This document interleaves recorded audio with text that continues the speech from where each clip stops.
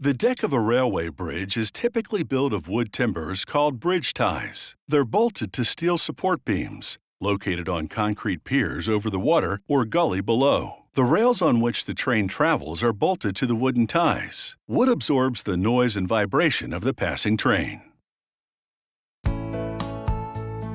The load the railway bridge will carry determines the size of its ties. To calculate the load, engineers factor in the number of tracks, volume of traffic, weight of the transported cargo, and whether the bridge is straight or curved. A curve will put additional stress on the structure. The wood of choice is oak because it's hard and strong. When the logs arrive at the sawmill, they come face to face with a menacing-looking device called a debarker.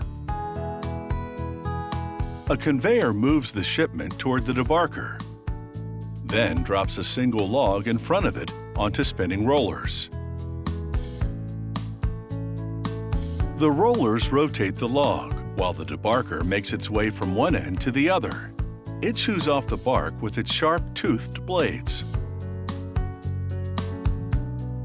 What the debarker shaves off is put to good use.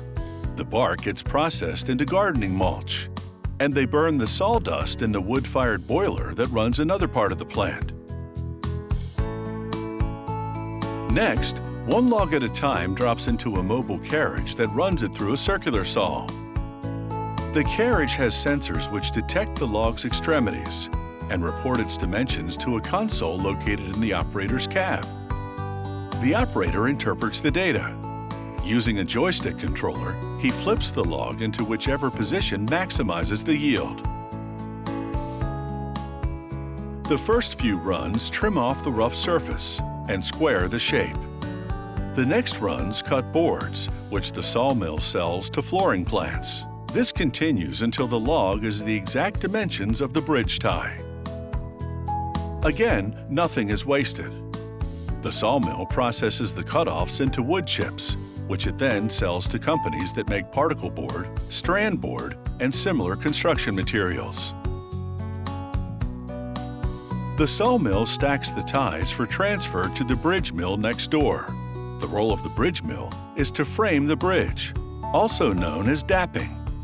That's the process of making the specific holes and notches in each tie for attaching it to the steel beam on which it will sit. At the bridge mill, the bridge layout supervisor processes one tie at a time.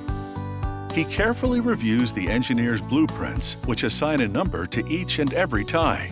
These numbers specify precisely where the saw has to cut notches and where the drill has to bore holes. The locations of these notches and holes vary depending on the tie's position on the bridge, so he must follow the blueprints meticulously.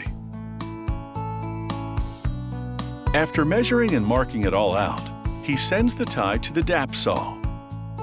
The operator sets up each cut, lining up the mark with laser lights, which indicate the location and the cutting depth of the blade.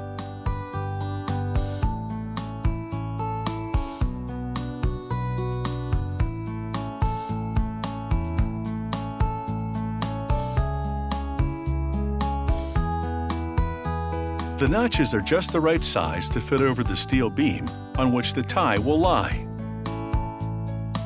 Next, a worker using a drill press bores holes for hook bolts, which go through the tie to secure it onto the steel beams.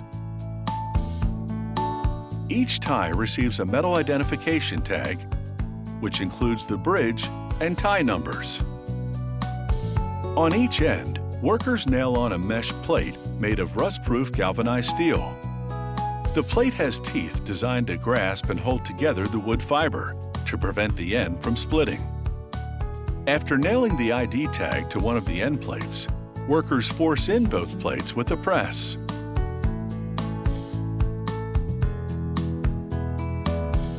The tie's last stop is the adjacent treatment plant.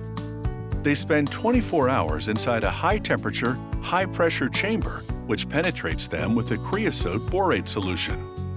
This protects the wood from rot and insect damage and extends the tie's lifespan from about a decade to at least 25 years.